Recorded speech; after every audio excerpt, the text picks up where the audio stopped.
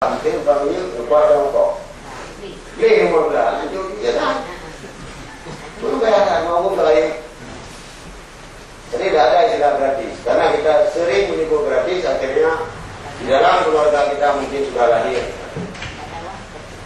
raja-raja ya dilahirkan oleh Tuhan sudah tidak ada lagi aman ya budak-budak lahirkan aja ada yang tidak boleh nyantang saja ya tuh ada juga itu dah nyoto aja mana nu lalu dia tu dia saya tu tinggal rumahnya aku dia ni pada ikut jadi kalau kita sering memanjakan jadi masyarakat kita jangan dimabukkan dengan kemiskinan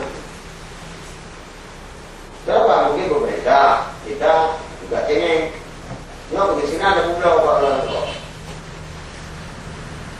jadi tengok kalau dapat hutang luar negeri tidak ada hibah betul-betul hibah itu kau ketim budaya itu kalau kita tengok kita ada pun kau hibah kau mana kau ini pekerjaan dia yang ini ini lo cicak hanya yang ada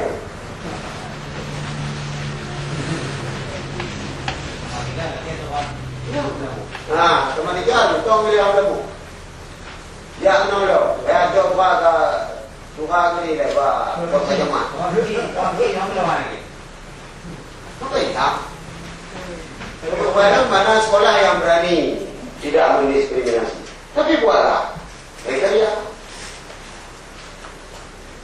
Jadi diskriminasi pendidikan masih terjadi. Nah ini masih ada kan? Jadi mungkin ada baca yang berani nang.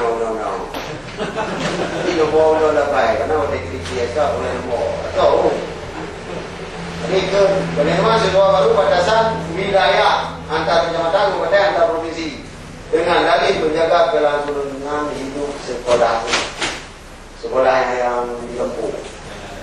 Tapi ada teman kami dia di Lampung itu kan namanya teman juga. Jadi yang kau buat menurut standar kan itu bukan? Pasal 26 ayat 1.